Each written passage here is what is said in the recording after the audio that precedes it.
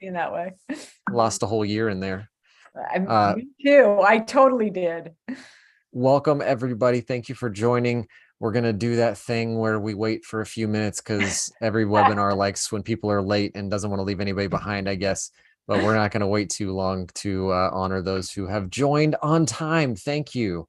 And we will get up and down in under an hour. So we'll give you a little bit of time back if you need to go get your lunch. But Marnie, what was your biggest takeaway from the month of August from just anything? Well, it's hot here in Maryland, but that's probably not what we're aiming for.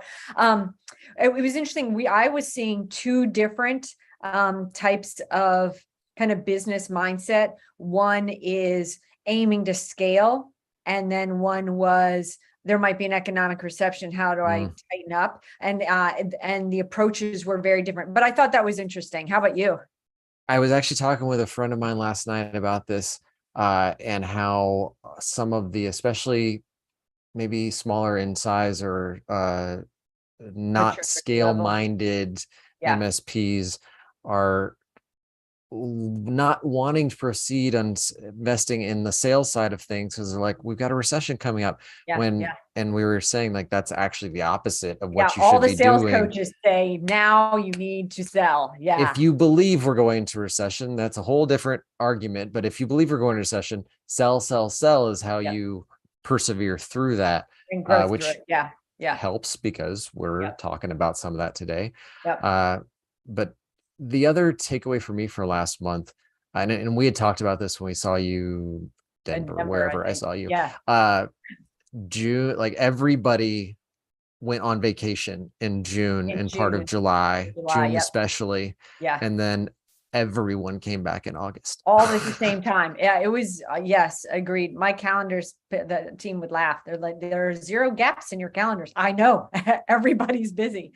And it's interesting because there's sort of a gear up toward the work that is done at the end of the year, and you have to have the processes in place to do that work. And it's interesting. There's so many traction shops in the space, right? With EOS, et cetera, that I get a lot of people, Marnie, my rock is by the end of Q3, I am going to have X, Y, or Z, right? My QBR up and running, this report ready to go, whatever it was. And people were doing the work toward that rock, which I thought was interesting. Starting on August 15th for Q3. Oh, prior to that, the 45 days prior to that, they were not rocking it out. But now the rocks have begun rolling for sure. All right. Let's go ahead and get started. Thank you all for joining. We're going to talk about QBRs today. We're going to talk about how to use gap assessments or risk assessments, for whatever you like to call them, in those QBRs. For those of you who don't know us, my name is Jeremy Young. I'm Director of Partner Strategy here at Blumira, and I've got with me today Marnie Stockman. Marnie, I'll let you introduce yourself. Sure.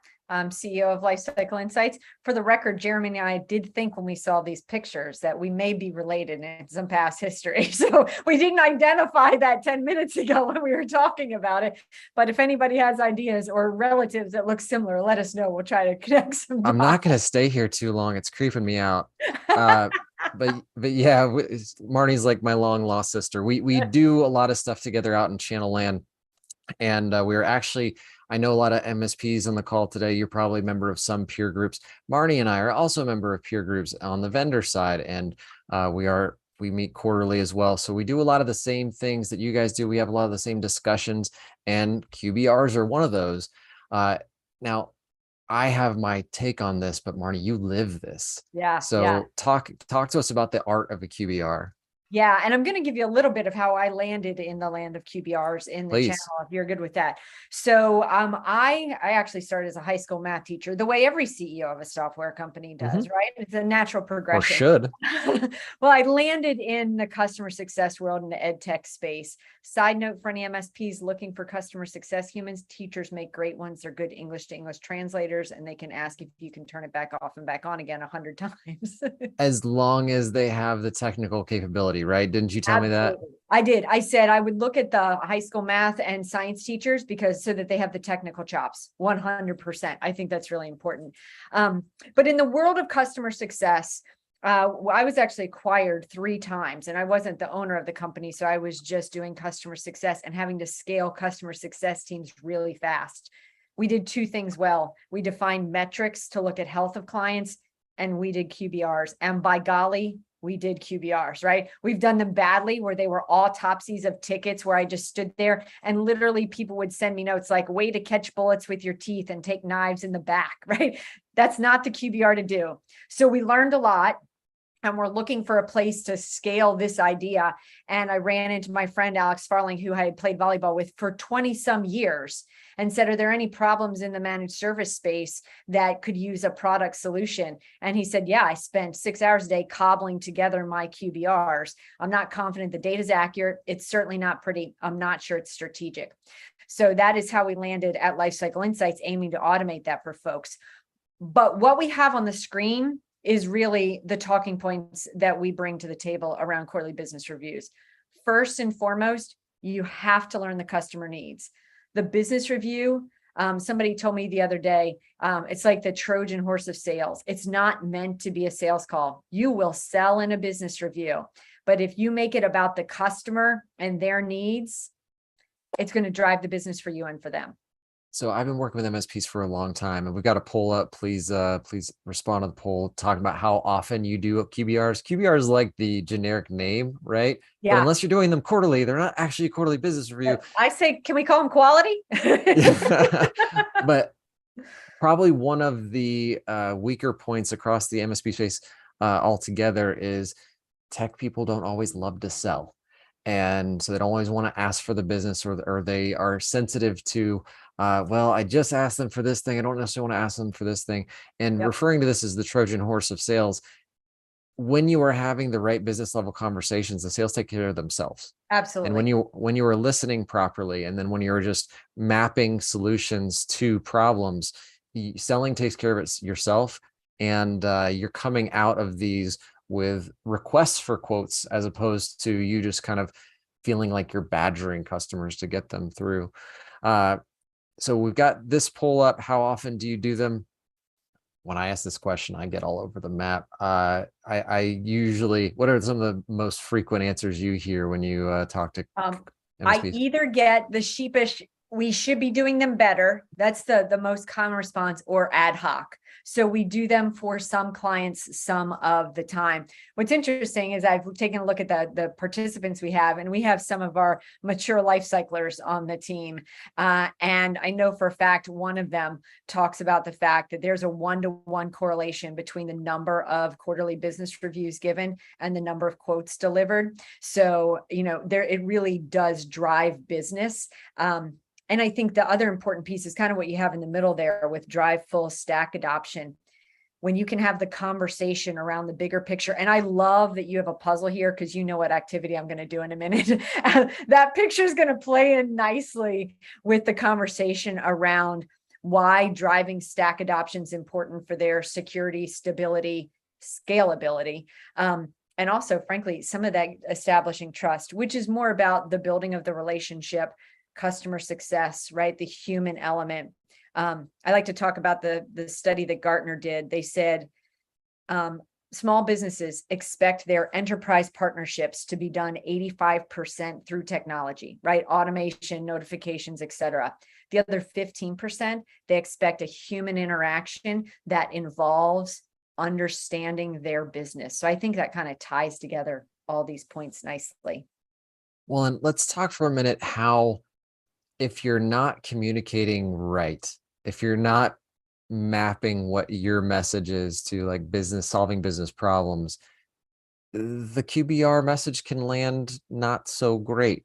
So go ahead and take us through this exercise around what we're looking at here. Yeah. So I'm going to give you 10 seconds to kind of memorize something that Jeremy's going to put on the screen. And I'm going to talk through what we're going to do after we do the exercise. So if you would advance the screen, no writing this down, faith-based operation here. Don't take a screenshot. Yeah, no screenshots. And then the most awkward 10-second Zoom pause. You just got to stare at it, memorize the pattern. Okay, right. Now just advance one slide. Okay, so pop quiz. I want you to think, what are the, cue the Jeopardy noises. That's right. What are the lines around the A? So hopefully people can picture that A kind of had a backwards L around it. Yeah, that was the first one. And that was the first one. Then what about the E? So think on that one. I get some people when I'm doing this live that can say, okay, the E had the full box around it. And then when I get to the I, people sort of start to peter off and they're not confident. And then I ask, could you remember this tomorrow or in a month? And then I say, when you're doing a business review, you really want to provide a framework that aligns their business outcomes for the client with aligned to your technology initiatives, right? And so I'm going to show you a framework and ask you to do the same activity. And this time I bet you're going to crush it. So advance the slide one more time. Now, do we even need 10 seconds to memorize this? Because now when I say the A, you can close your eyes and say, oh, it's the upper left of a tic-tac-toe board, right? And you can say A, B, C, D, E. Oh, it's in the middle. It's got the full box around it, right? So that's the power of a framework, which is what I think you mentioned. If you come in and just talk every little flux capacitor, widget, gadget, Optiplex 750, like whatever your pieces and parts are, it feels very much like that first slide where you're just trying to do individual components. But if this whole story fits around scaling your business for your customer and making them more secure and stable, it fits into one nice, tidy conversation and framework. That alignment feels powerful to them. I've done this in front of boards before so that they could understand why I'm talking about a framework. And really it's a mic drop moment, right? You said, oh, tic-tac-toe board. I get it. Well, and a lot of it's muscle memory, right? If you do things once every so often, it's going to feel like this is going to come across as this to your customer. When you do things in a repetitive fashion and you hone your craft, the customer's going to know, they're going to feel like, oh, this is a whole thing. I feel very comfortable with this. We should do this again.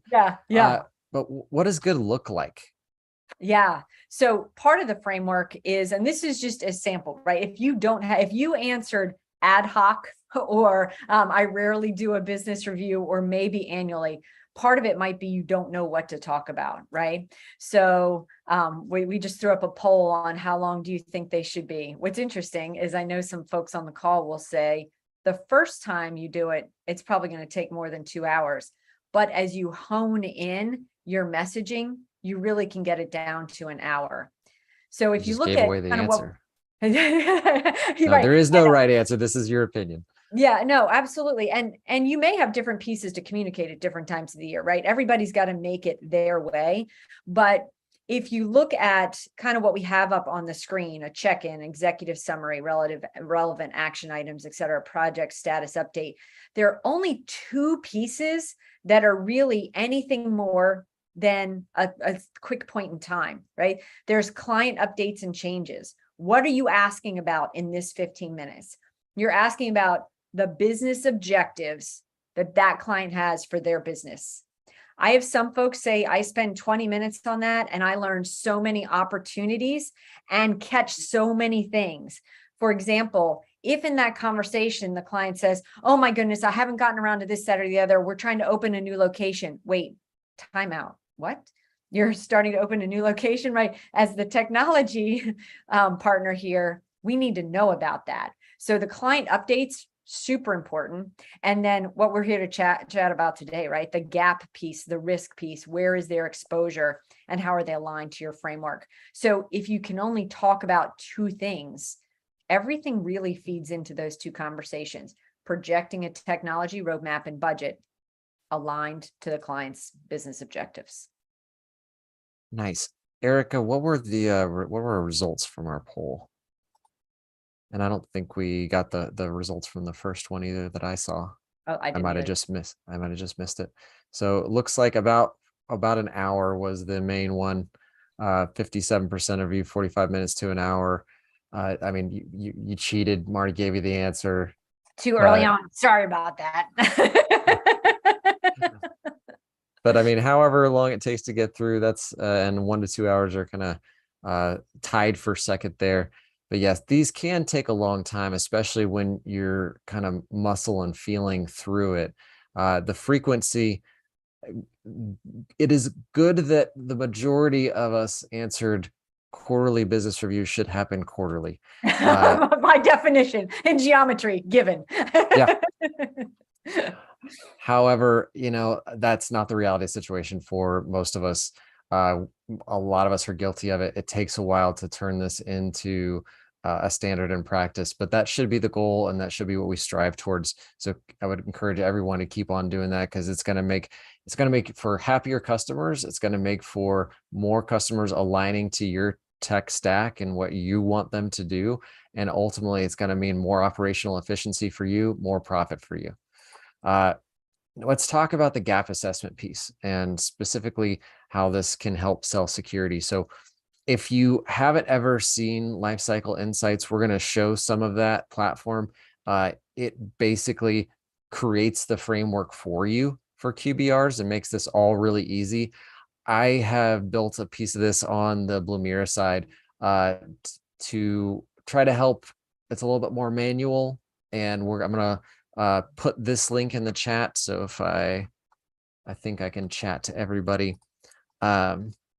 And we did have one question while I was looking at it. Yeah, while you're doing that, you want me to answer the question? Yeah, sure. Yeah. So the question is, what are your recommendations to implement QBRs with existing clients that are resistant to the idea process? So my first comment is to be upfront that this is different from a conversation you may have had before. So if you had a business review before and it was very technical, or it didn't provide value, if that is the case, then start with, I know we've had these previously, but we've really learned a lot about, how to do better business reviews. And we definitely want to be, make the most value of your time. But we would love to talk to you about your business, because there are a lot of new technologies on the world that can help make you more productive, more profitable, more secure. I actually have a list, and Jeremy, at the end, I'll try to remember when we send out the email, I will remember to send out an email with the list. We have a list of business questions that we recommend sending out to your client and say, what of these things are a priority to you? And they might think your priority is to talk about, your new productivity tool, but their biggest concern, what's keeping them up at night, is they're going to get ransomware or breach, right? And so if you give them a list of which of these topics do you want to talk about, and some of them might be, I want to see how I can make my business more profitable, then you can say, well, we'd like to have a conversation around that and see if there are ways we can help. They might say, I heard there's going to be an economic downturn, and you could say, well, maybe there's some ways technology can save you money. So if you give them some options for what their priorities are and say, we'd like to have a conversation around that, and maybe don't say we want to have a 3-hour chat. Say, I'd like to chat for 30 minutes, to have a conversation around it. Ease into it. Yeah, I ease into it. That's exactly right. If they haven't been good in the past, you're going to have to confront that up front and show them that you're going to deliver value. So Erica dropped this in the chat. This is our partner marketing kit. The first 4 steps here are kind of what we are taking you through today. So this tool, I mentioned earlier, Marnie and I are a part of a peer group, and we were lucky enough to have Paul Dipple come and talk to us in Q2. And one of the things he mentioned that kind of resonated with me, the topic of QBRs came up, and the group wanted to get Paul's thoughts on it. For those of you who don't know, Paul Dipple has basically been benchmarking MSPs for a long time. He just recently retired, but he knows more about the inner workings and financials of MSPs and resellers businesses than just about anybody out there.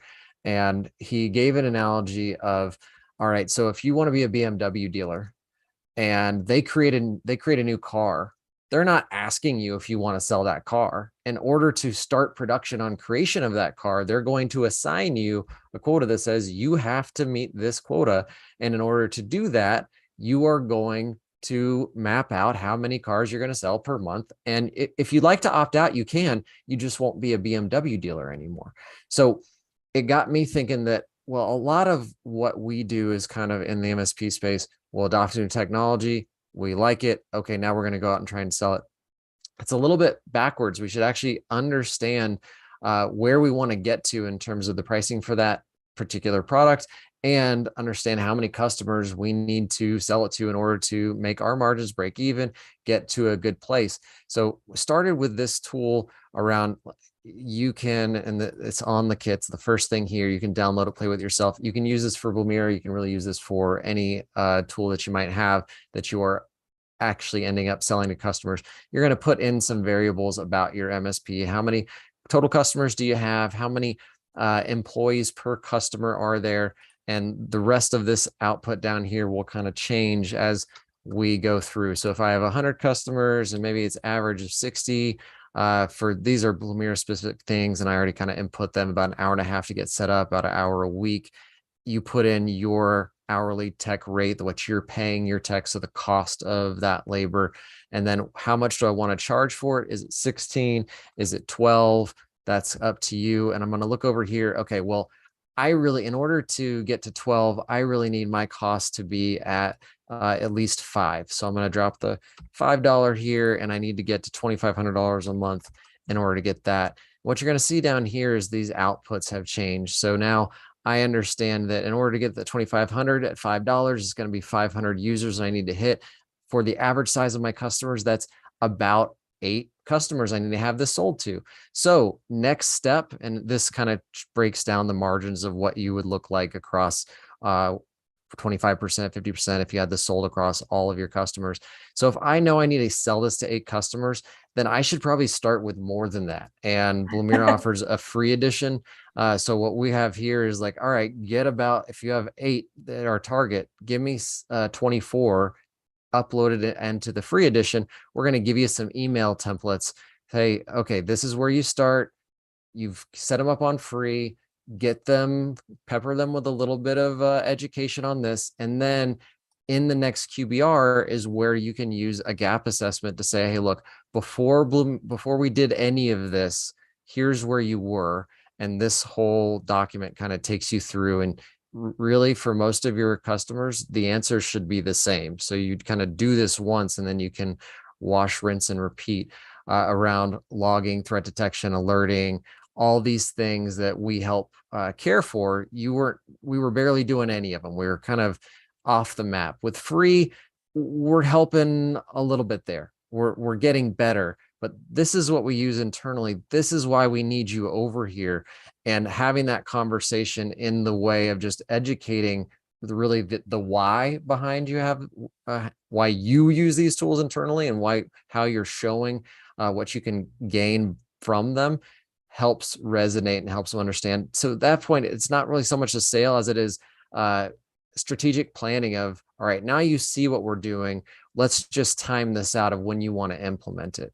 And for those of you who are joint Lifecycle and Blumira customers, this is all built into the platform. Marnie, do you want to share and show what it looks like? This one is specifically for Blumira, but you have these for many, many different products so that you can really make it easy for your customers to set up the framework for the QBRs, right?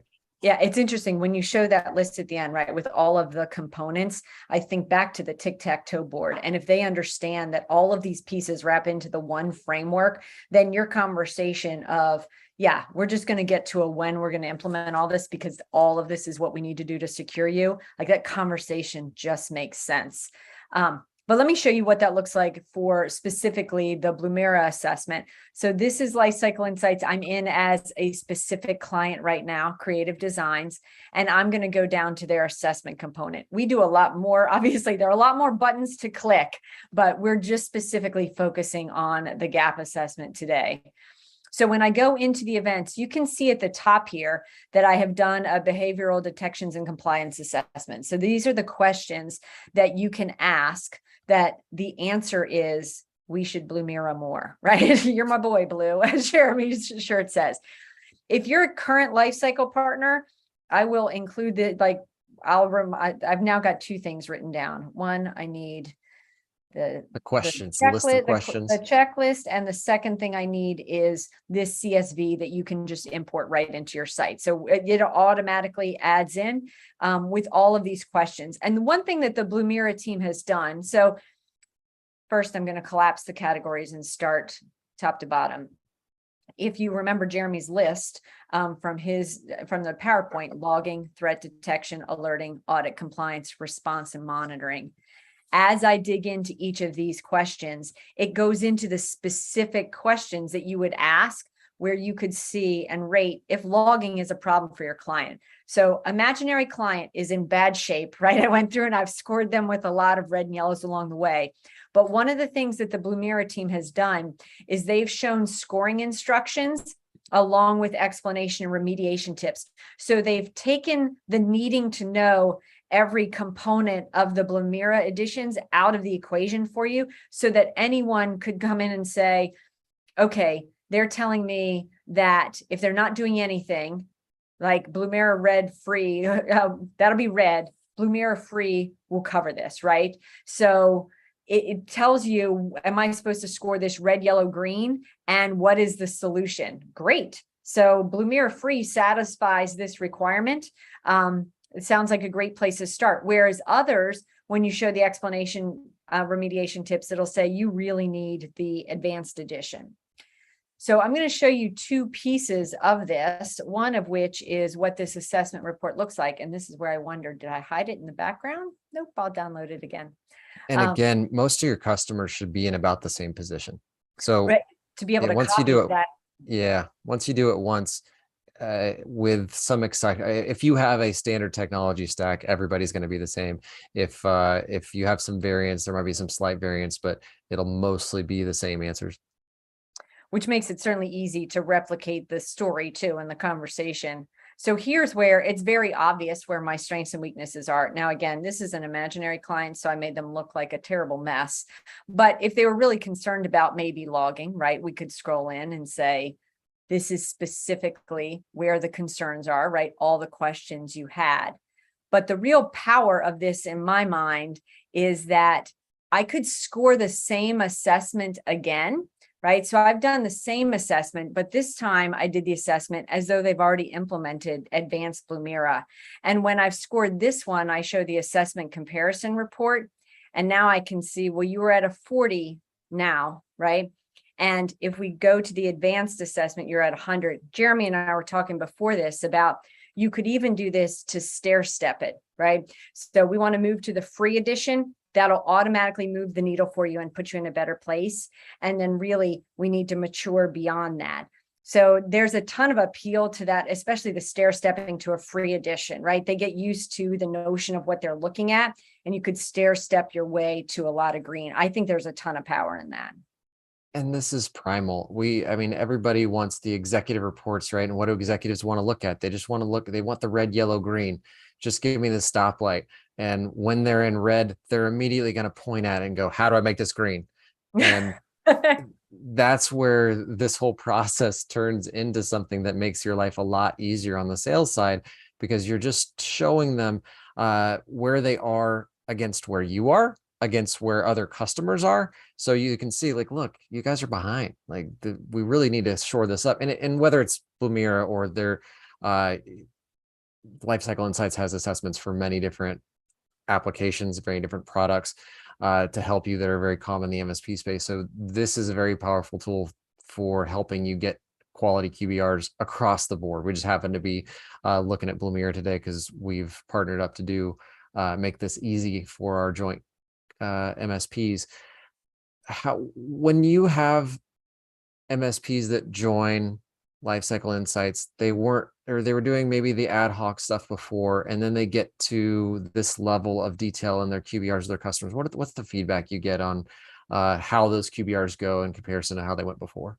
So first, the MSPs themselves say it's tremendous time savings because it's consistent, right? Part of the problem with ad hoc is the whole cobbling together reports from different systems. The feedback that their partners get is, this is the kind of business conversation I wanted to have.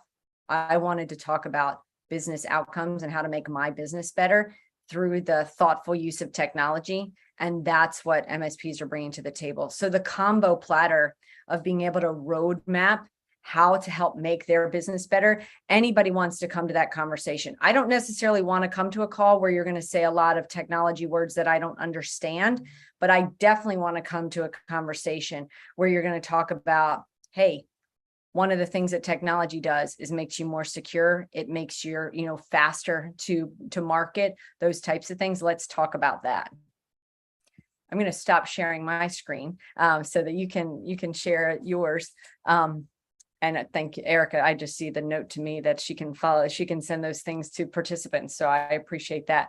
So I think what I'd love to hear more is you tell is how your folks, people that go to Blumira, what is the conversation that you have that drives the needle, in terms of like the bigger framework? The bigger framework here on our side is it comes down to quite a few of them that are actual frameworks, the NIST framework, the CMMC, yeah, the those HIPAA, are helpful. the high trust. But what's actually been moving the needle and moving people towards adoption in the SMB space, most customers don't buy security until they have to. And they usually, the have to usually comes from one of three places. They had an incident and now all of a sudden the wallet opens up. It's magical. That's not the way you want to go about it. No, I was gonna say it's not preferred, but it is true. It is a way. But the second piece is some compliance regime, or at this point, very commonly insurance requires it to happen. And the third is they have a trusted partner guide them to tell them that they need it. And sometimes that is after a pen test, sometimes that's after an audit. And for the more mature MSPs out there, it is their managed service provider guiding them in this manner, saying, I know you don't have this. I know it's yet another thing, but this is what we do. This is what all of our customers should be doing. This is what we need you to do. Because honestly, we're only as safe as our weakest link here. And your customers not being on all of your stack puts you at risk as well, and to a certain extent some of your other customers. So we really want to understand for ourselves what good security looks like. And if you read all of those frameworks, they all tell you the same thing. Yeah, they you do. Need log retention, you need monitoring on those logs, you need greater visibility, you need that stuff to be available for about a year.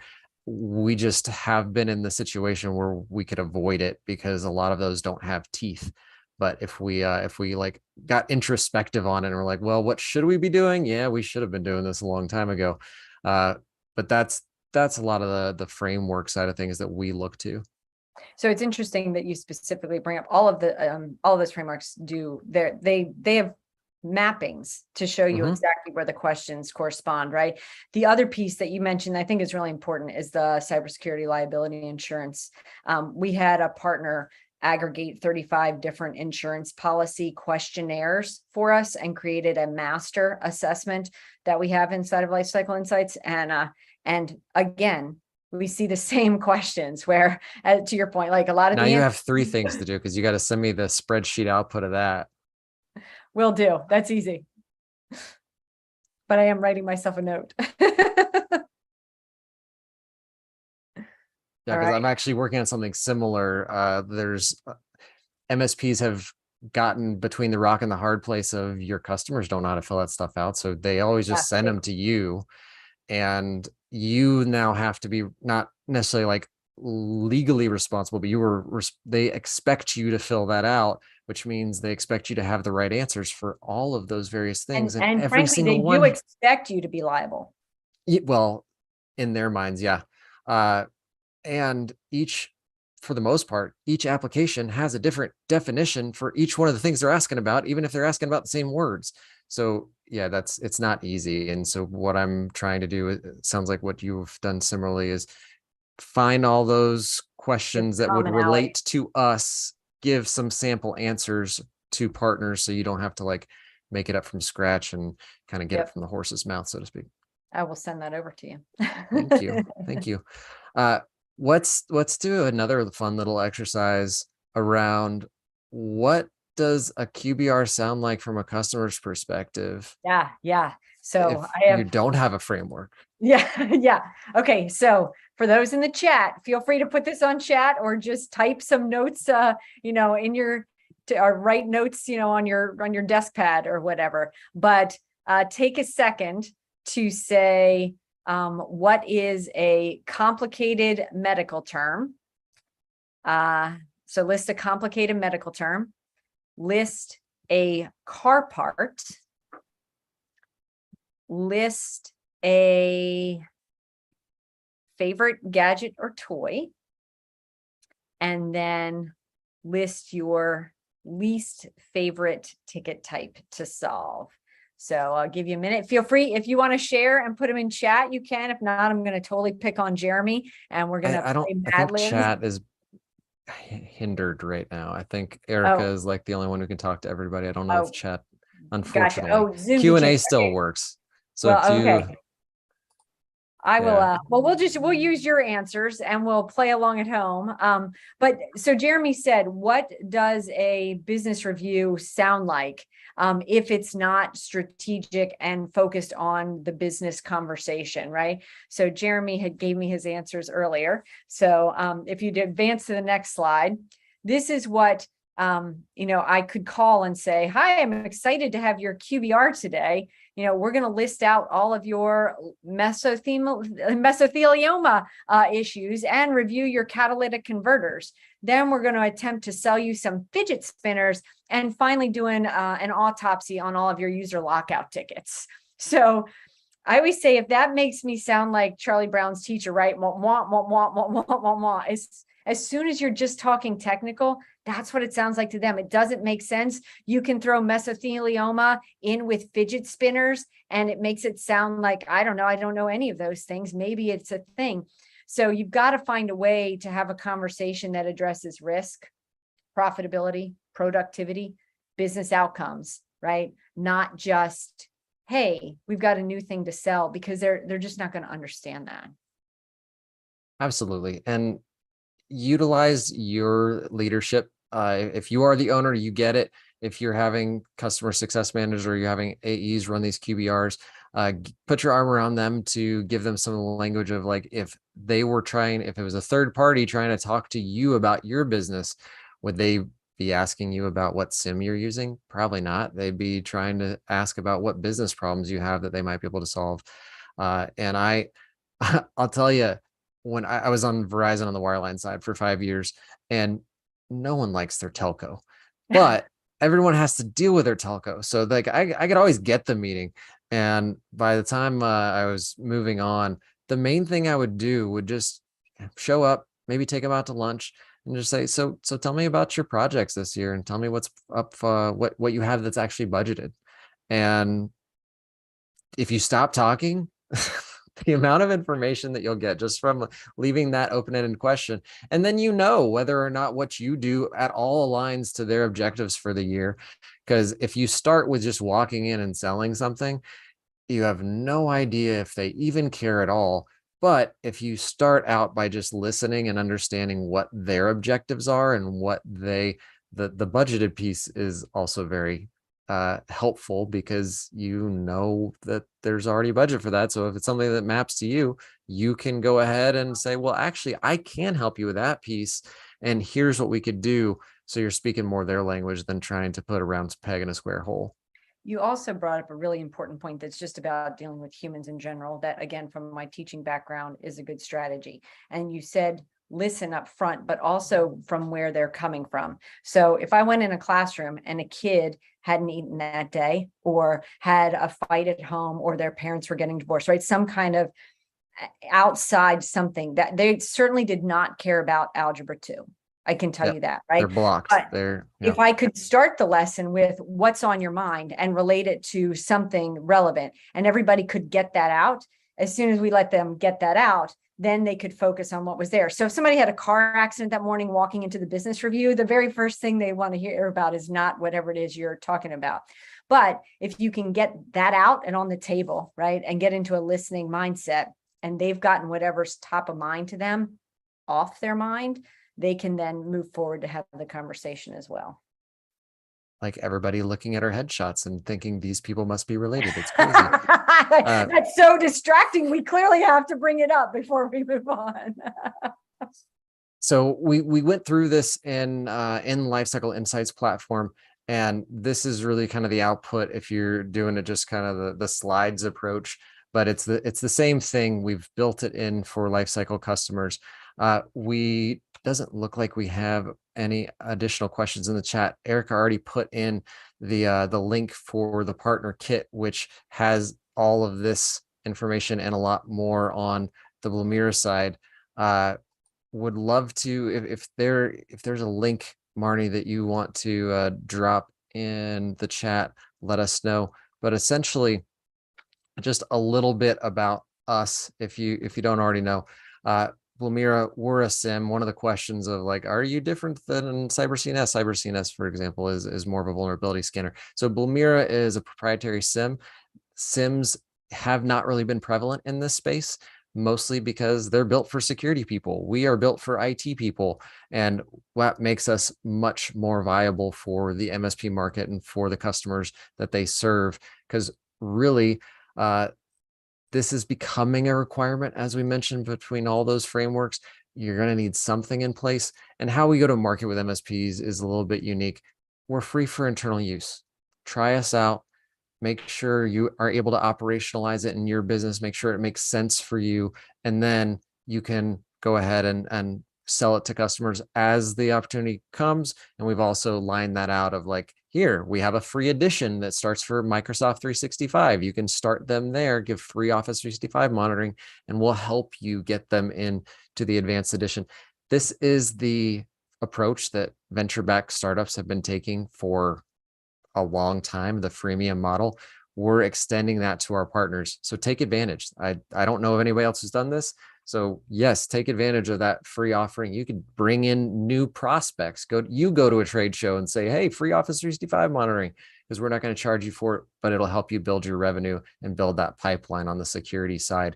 You can go to blumira.com/MSP to get started on that today. And let's hear about how you can get started from Lifecycle. So we offer a 30-day free trial, although it's interesting, since you said the free NFR piece, our assessment side of the platform is free. So as long as you have the basic 5-client package, you can do assessments on 100 partners and it doesn't cost any more. So to be able to sort of combo platter and have the free, Blumira licensing with the ability to show them what upgrade potential there is, I find that very interesting. I hadn't put 2 and 2 together until just now. We do have a special for Blumira partners, so you can see the coupon code there. If you're new to Lifecycle Insights and already a Blumira partner, or on this call, you can use the code Blumira 50/2, which will get you 50% off the first 2 paying months. Most folks want to dig in and see more about us. So if you go to our website, which is lifecycleinsights.io, we have a contact us page if you want a conversation around QBRs. If you want a demo, we're happy to do either. We geek out on QBRs on the regular, so we're happy to just have chats around your process. And whether we're a fit or not, we're happy to help with that. So yeah, we'd love to chat if anybody was interested. And if you aren't aware, Marnie did write what, I'm going to mess up the title, literally the book on customer success for MSPs. That's right. Yeah, there you go. Just so I can say that pun over and over again. I appreciate it personally. Thank you. She literally wrote the book. So we do have subject matter expertise here, and I would strongly recommend giving them a view, because every conversation I have with someone who isn't using Lifecycle it's almost always that, we do QBRs every so often. We should do them. This is how you really, and if we are heading into a recession, this is the type of thing that will actually get you through it and have you thriving through it. Because while other people are feeling like they need to be even more sheepish and tighten up our belts, you are mapping solutions to business problems, and the stack will continue to grow. I don't see that we have any more open questions. If you have any, drop them in the chat. Otherwise, I think we can give you, I said we get up and down in under an hour, and we're here at 45 minutes. Give you about 15 minutes back to go grab some quick lunch. That's what we'll be doing as well. Yeah. Marnie, Thank you so much for joining. This is a Oh, lot of thank fun. you. Yeah. Oh, absolutely. Always good to chat. And now that we're cousins or Yep. whatever, we should do it more often. We'll see you out there on the road. Erica, thanks for hosting, and thank you all for joining. We'll send out the recording if you had that question earlier, and we'll see you next time. Thank